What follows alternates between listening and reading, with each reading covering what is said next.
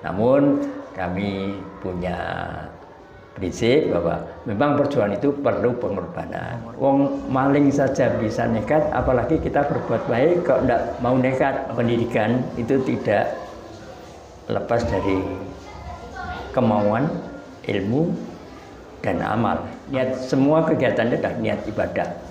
Kalau semua sudah dilandasi itu, insya Allah nanti apa yang kita harapkan, kita inginkan, insya Allah akan tercapai dengan baik.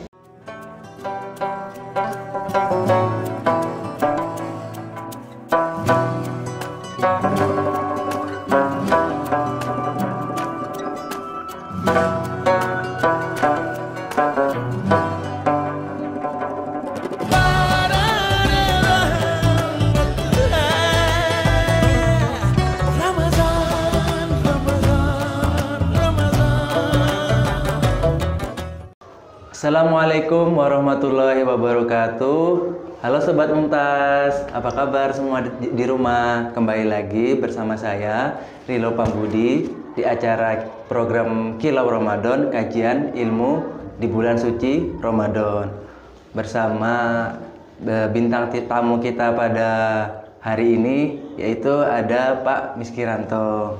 Assalamualaikum Bapak. Waalaikumsalam warahmatullahi wabarakatuh. Bagaimana Pak kabarnya pada hari ini? Baik-baik, alhamdulillah, sehat-sehat.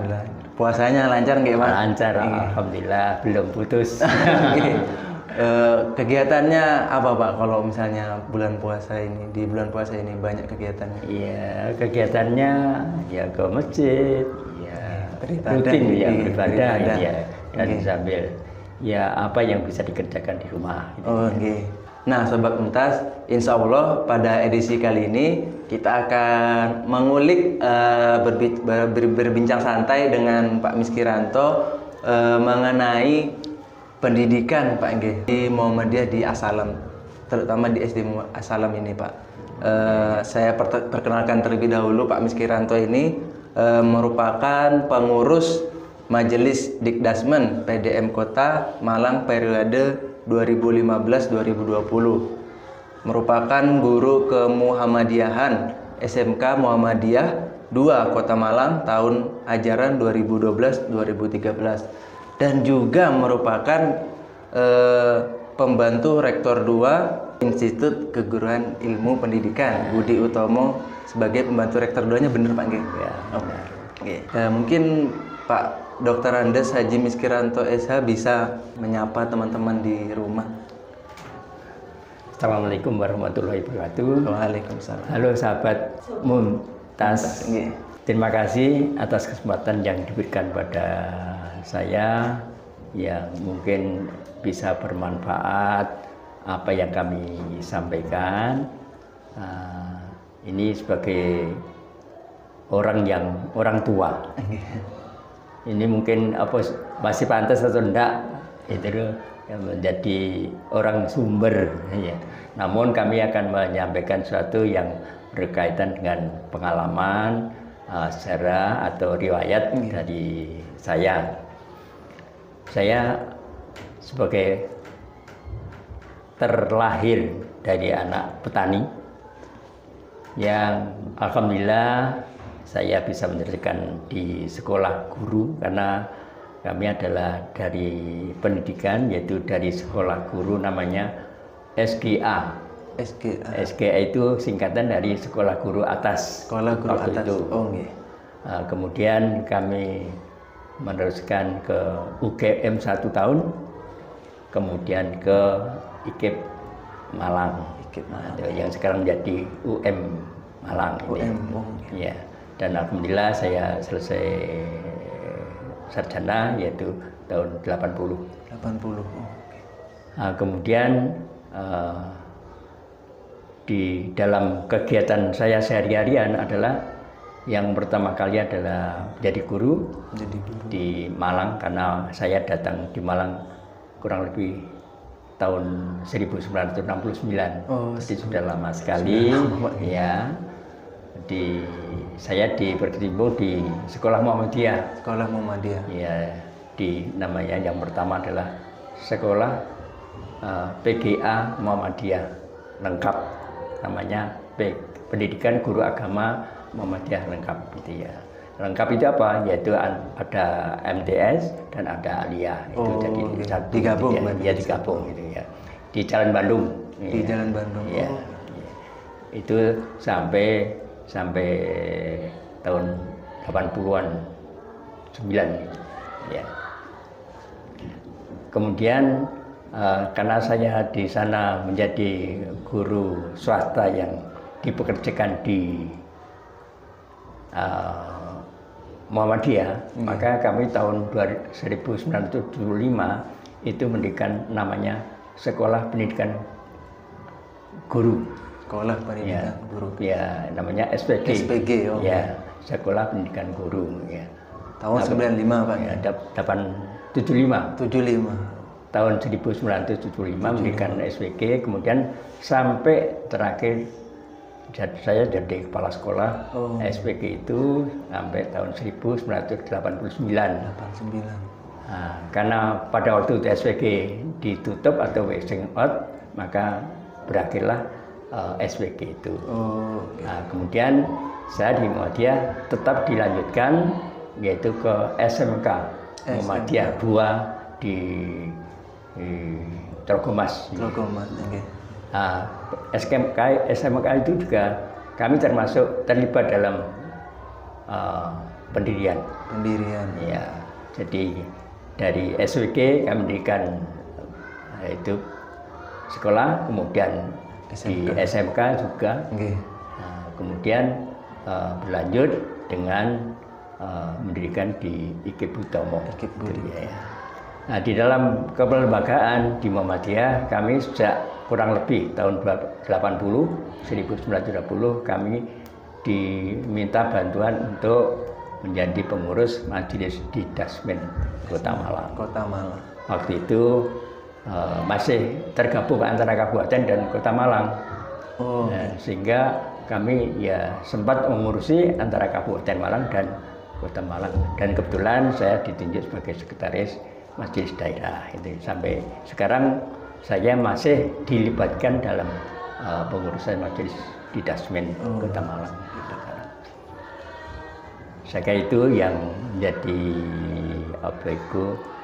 di Muhammadiyah, jadi kegiatan saya di Muhammadiyah. Sampai sekarang jadi saya tetap menjadi pengurus Majelis Didasmen. Ini Pak, buat biar teman-teman Mumtaz juga, sobat Mumtaz juga tahu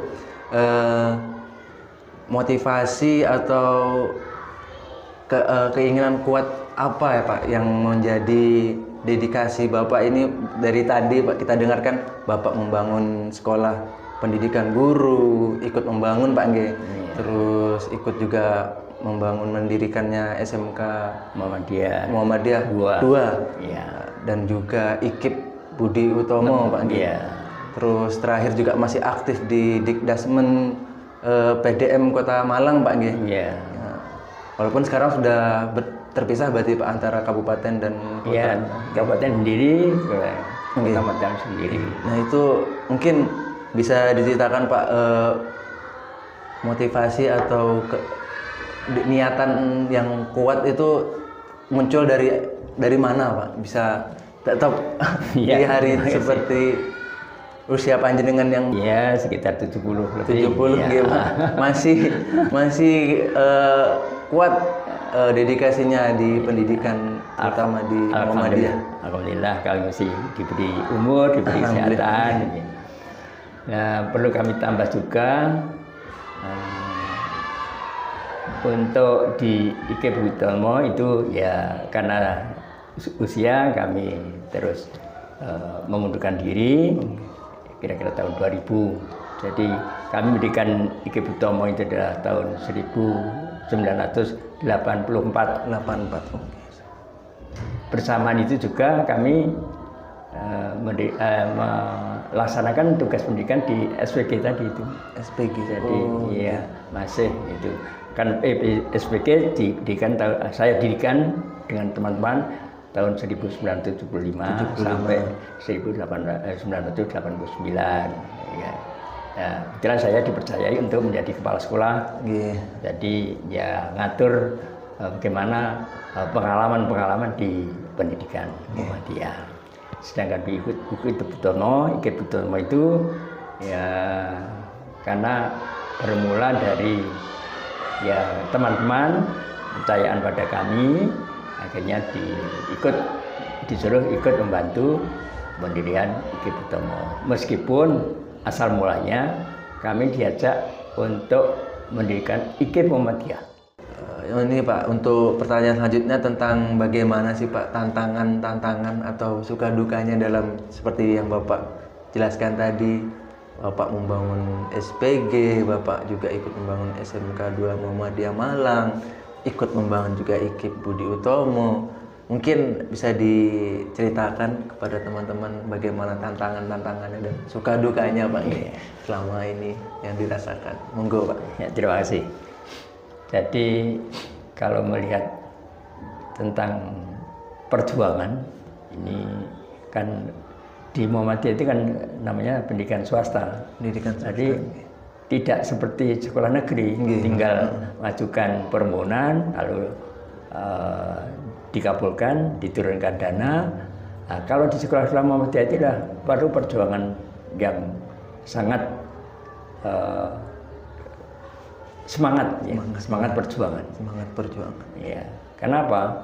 Karena untuk dana dan sebagainya, utamanya adalah masalah dana, itu pada umumnya pendidikan kita adalah kelemahan dalam bidang pendanaan. Karena belum punya sumber dana yang lain untuk Muhammadiyah itu, ya akhirnya ya harus berjuang bersama-sama dengan rekan-rekan semuanya sehingga apa yang diinginkan itu bisa tercapai. Nah, suka dukanya, ya sukanya dulu ya, kami misalnya ketemu dengan alumni dari sekolah-sekolah baik SMK, PG, PGA dan IKIP misalnya, IKIP Muhammadiyah itu senang. Apalagi kalau semua siswa dan mahasiswa itu berhasil, itu senang. Nah, suka dukanya yaitu banyak rintangan-rintangan, diantaranya adalah bagaimana cara menggali dana untuk biar sekolah itu hidup, karena swasta. Nah, kebetulan kami ditugaskan di Muhammadiyah adalah menjadi guru DPK, jadi kami ada rezeki dari pemerintah gitu. Nah, sehingga untuk menghidupi sekolah itu juga perlu dukungan dari warga, dari jamaah, dari wali murid. Ya, itu maka sering saya sampaikan pada orang-orang yang berkepentingan itu untuk membantu bagaimana menghidupkan sekolah-sekolah Muhammadiyah itu. Semua yang kami rintis itu harus banyak berkomunikasi dengan wali-wali murid atau tokoh-tokoh masyarakat. Yang tidak suka itu adalah biasanya itu tidak dipercaya, tidak percaya. Itu ya, pokoknya tidak percaya itu dia. Wah, sering itu hal-hal yang semacam itu sering kadang-kadang mematahkan semangat. Kita sudah berpayah-payah, tapi masih tidak percaya oleh orang lain. Itu kadang-kadang memberikan kelemahan daripada perjuangan kita. Namun kami punya prinsip bahwa memang perjuangan itu perlu pengorbanan. Perlu waktu, pengorbanan. Semuanya adalah tidak bisa berhasil tanpa adanya semangat perjuangan itu. Itu diantaranya itu. Jadi banyak suka dukanya. Hasil daripada kegiatan itu tentu ya memberikan manfaat bagi orang-orang yang kita inginkan untuk menjadi profesi atau apa, itu untuk kepentingan bangsa dan negara ini. Selanjutnya ini saya mau tanya, kenapa Pak alasannya nih membuat As-Salam ini Pak? Cikal bakal As-Salam ini kan Bapak pasti banyak berkecimpung di sini Pak. Mungkin bisa diceritakan ke Sobat Mumtaz semua dari sejarahnya awal mulanya Pak. Sahabat Mumtaz yang berbahagia, Kebetulan alhamdulillah saya diberi usia, diberi modal semangat untuk membangun As-Salam. Kalau kita lihat dari sejarah As-Salam, ini dari kelompok pengajian yang namanya Tarling, itu terawih keliling. Tarling. Oh ya, terawih keliling ya.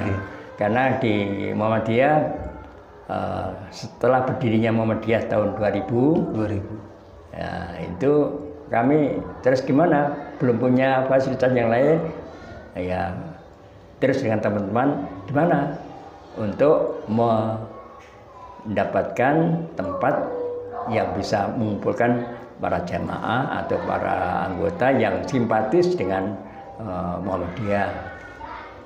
Alhamdulillah ada salah satu warga Muhammadiyah yang tahun 2024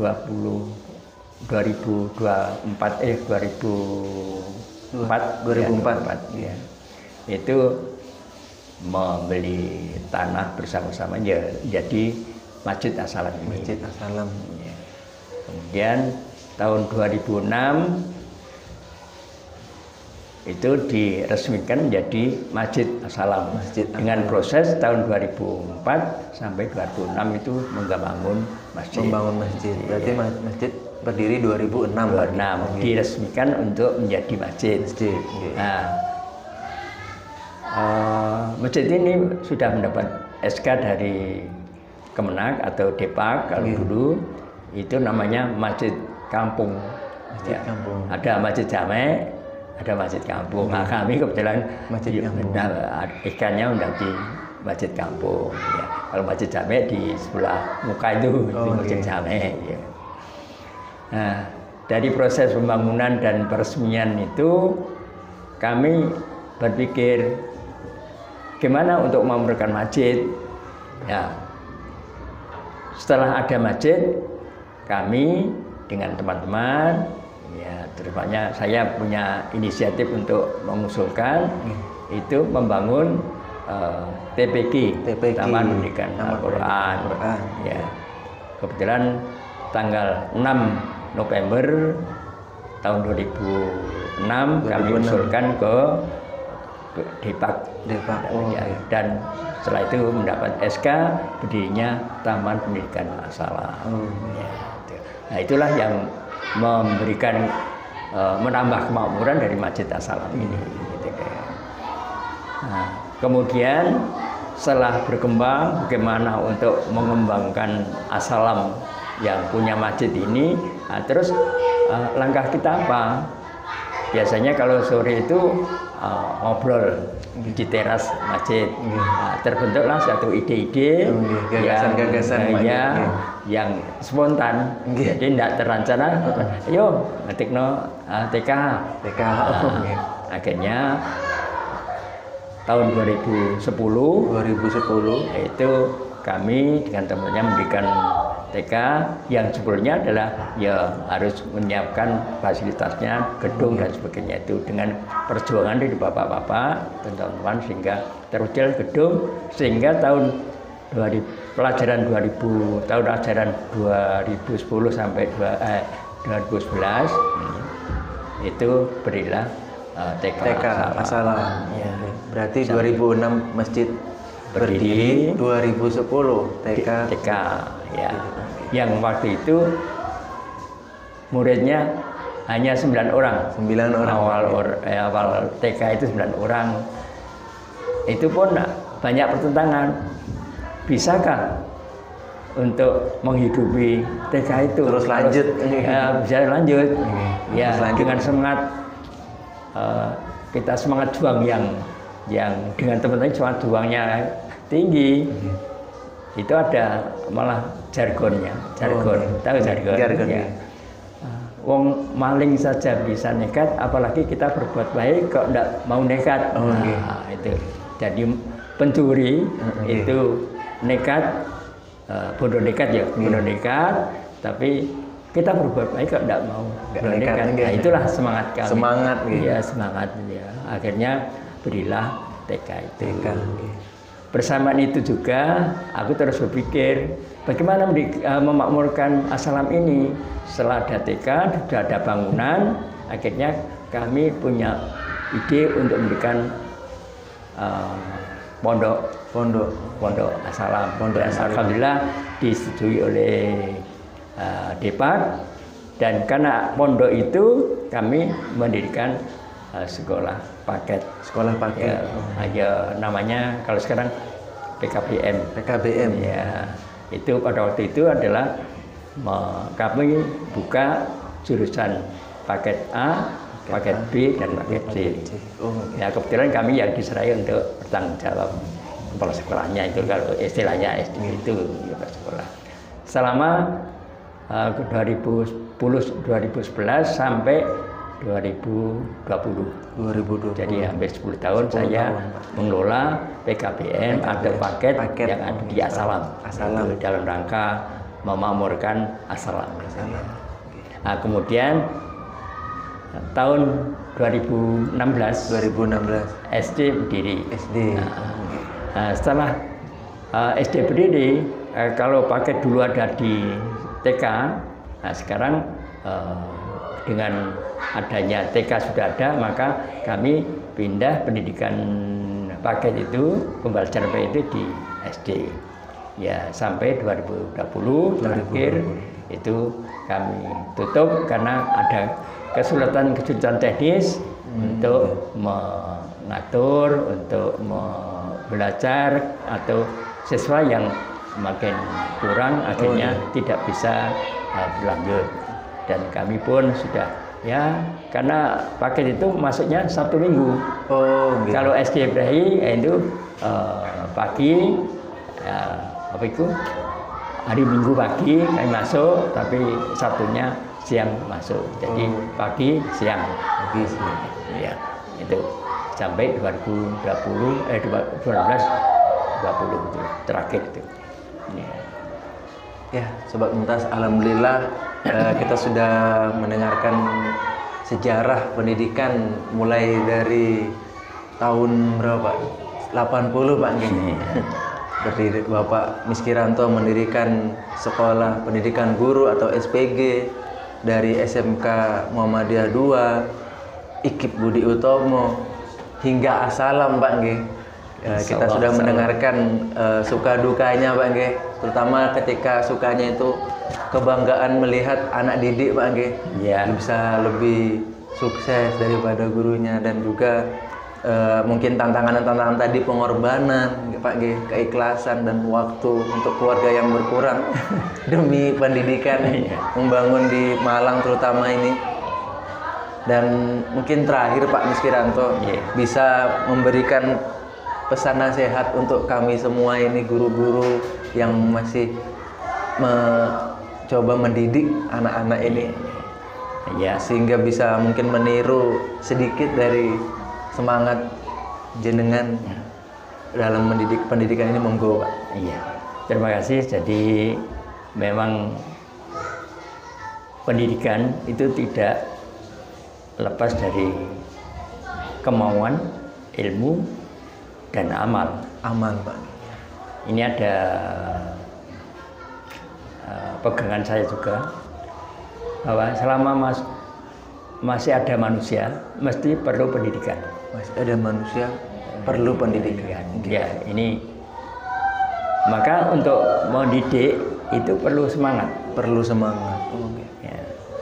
Ya tentu saja dengan ilmu ilmu pendidikan. Pendidikan itu mendidik tidak gampang, tapi kalau membentuk, apalagi membentuk karakter, membentuk watak, membentuk sikap, ini akan sulit. Oleh karena itulah perlu ada semangat. Ya, semangat apa? Ya semangat berkorban, semangat waktu, waktu, kemudian kinerja, disiplin. Nah, ini Bapak dan guru, Bapak Ibu guru generasi muda ini harus diingat bahwa semangat perlu, disiplin penuh dedikasi, ya, integrasi.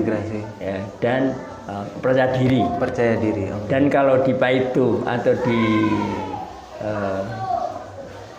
tidak enak dari orang lain, bisa di Paitu, dihina dan sebagainya, terima saja dengan kesabaran, dengan tidak pernah putus asa.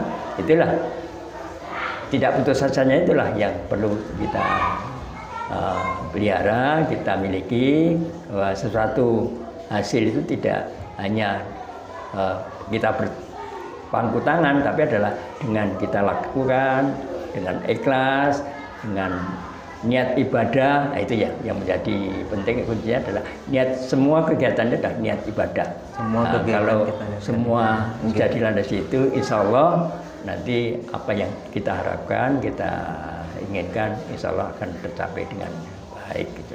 Itu saja yang selama ini kami sebagai pedoman untuk semua kegiatan, semua amal ibadah kita bisa sampai sekarang. Alhamdulillah saya masih diberi umur yang barokah, mudah-mudahan gitu. Amin.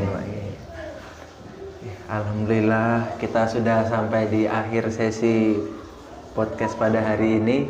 Banyak sekali ilmu-ilmu yang kami dapatkan pada sesi kali ini. Terima kasih Pak Miskiranto untuk waktunya. Mungkin bisa lain kali bisa disambung lagi Pak Nggih, karena juga udah durasi ini dan segala macam. Oke, jangan lupa saksikan terus program Kilau Ramadan setiap jam 5 sore hanya di Radar Muntas TV. Akhirul kalam, kami mengucapkan banyak-banyak terima kasih kepada Pak Miskiranto. Wassalamualaikum warahmatullahi wabarakatuh. Waalaikumsalam warahmatullahi wabarakatuh. Do the best for the best.